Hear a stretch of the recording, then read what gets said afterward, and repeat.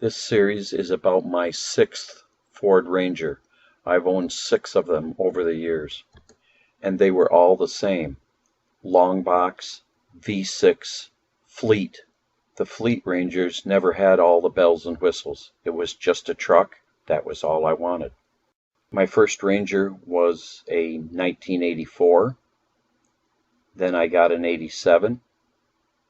Then an 89. Then a 93, and finally a 2007. This is an image of my 2007 Ford Ranger one day before it was sold with 194,000 miles. And here it is setting next to the new Ranger, the 2022.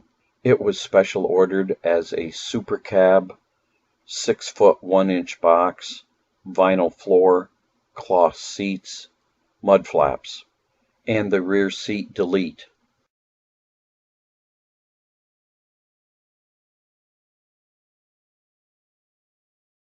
In this episode, I'm going to paint those silver steel wheels. Now, you might wonder why I ordered the truck with steel wheels. Well, over the years with the Rangers that I've had, it seems like every 18 months to 2 years, if you've got an aluminum rim, you get a bead leak, and you have to de-bead it and use Tech bead sealer to seal it. And I got tired of it, so my 07 Ranger and this Ranger have steel wheels. And for the 15 years that I owned the 07 for 194,000 miles, never had a bead leak. So that's my experience with aluminum. I'm sure other people have had great luck with it.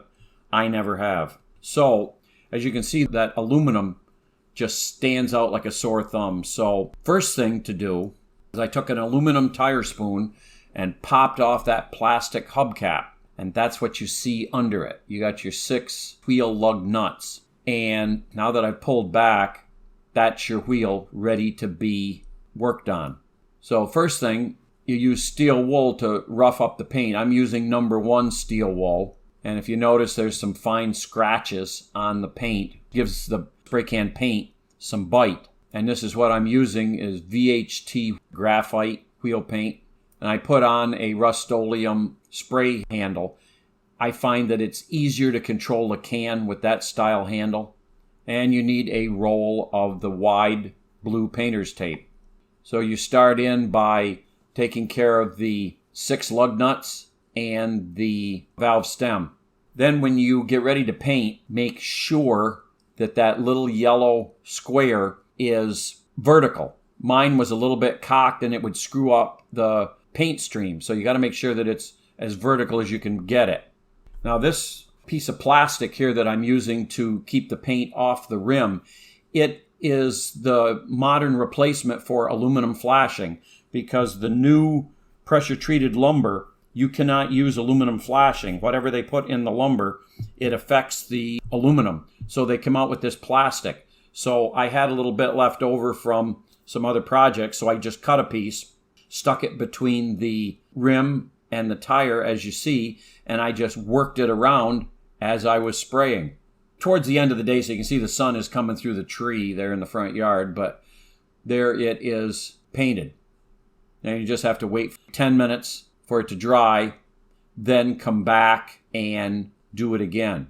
So there's the difference between a painted and unpainted rim. And with the hubcap put back on after the second coat was sprayed and all the tape removed, the rims tend to blend into the truck so they're not as noticeable. And the next morning on the other side of the truck with the sun beating on, you can see that the rims look like that paint came from the factory. The rims tend to blend into the truck. They're not standing out like a sore thumb. And the last shot, a close-up. So you can see I did not get hardly any paint on the rubber. So I think it came out pretty good for a can of spray paint.